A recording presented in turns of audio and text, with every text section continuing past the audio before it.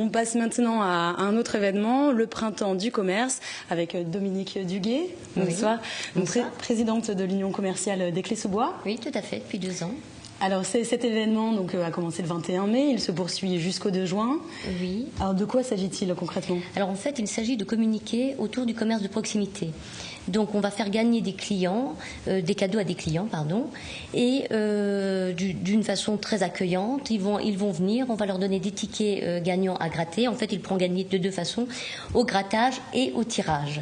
Donc au grattage, ils gagnent immédiatement. Donc le commerçant offre le cadeau au client. Il est mis en valeur directement puisque c'est lui-même qui offre le cadeau. Et au tirage, il gagne une trottinette électrique. Donc en fait, il y a 32 villes qui participent. Et il y a 32 trottinettes électriques à gagner. Il y a 3500 commerçants en tout. Oui, plus de 3500 commerçants, effectivement. C'est un événement organisé par la Chambre de commerce et d'industrie, mais également par le réseau des présidents d'union commerciale. Oui, c'est fait vraiment en collaboration. C'est la 2e édition.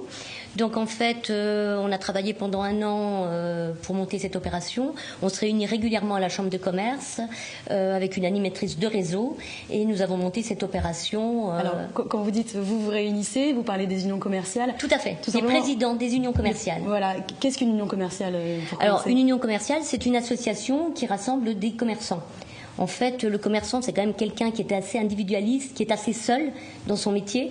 Et donc, on organise des associations pour que les commerçants se retrouvent et puissent discuter et animer leur commerce et leur centre-ville. Donc, finalement, être plus forts ensemble. Tout à fait, se faire connaître notre savoir-faire.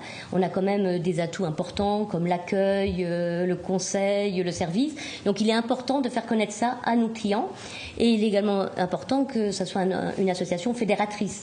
Vous avez 52 adhérents au Clés-sous-Bois. Oui, au Clés-sous-Bois, nous avons 52 adhérents. On est assez fiers de ça parce qu'il y a 80 commerçants et artisans sur les clés. Donc pour donner un exemple, dans votre ville, qu'est-ce que vous organisez?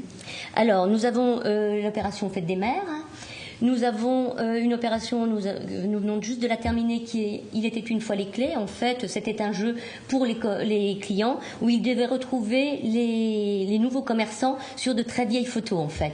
Donc ça a énormément plu parce que ça concernait autant les personnes d'un certain âge que les jeunes au travers des écoles et au travers des différents commerces.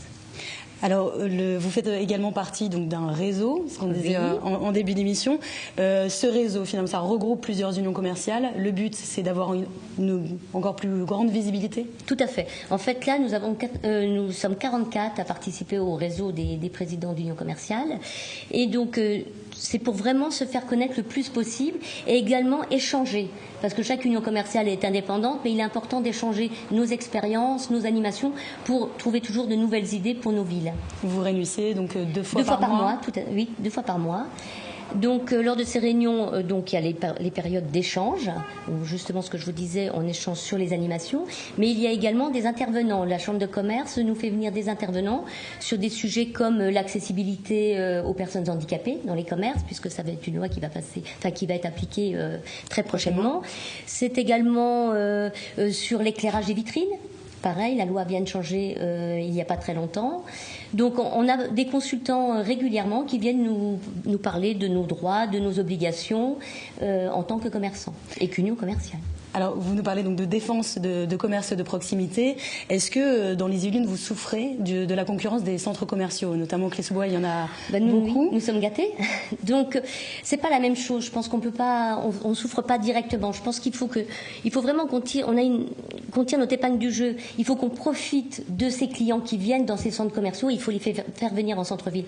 On pourra jamais se battre contre les centres commerciaux. Il en faut, mais il faut du commerce de proximité. On n'a pas tout à fait le même métier. Quand quelqu'un vient chez nous, il sait qu'il va être reçu, qu'il va être accueilli, qu'on va le conseiller. En centre commercial, c'est quand même très différent. Il y a peut-être plus de commerce sur place, mais il n'y a pas cet accueil, il n'y a pas ce conseil.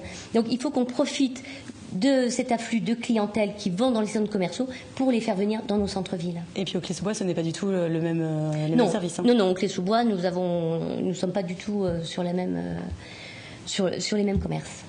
Bien, merci beaucoup. Je vous en prie, merci. Merci à nos 3 invités de ce soir pour cette chronique de l'Écho qui se poursuit à présent avec les infos en plus. Une info en plus ce soir, elle concerne le Virgin Megastore. Et oui, le tribunal de commerce de Paris, qui devait examiner cet après-midi les offres de reprise de l'enseigne, a reporté l'audience au 10 juin pour permettre donc de nouvelles propositions de repreneurs.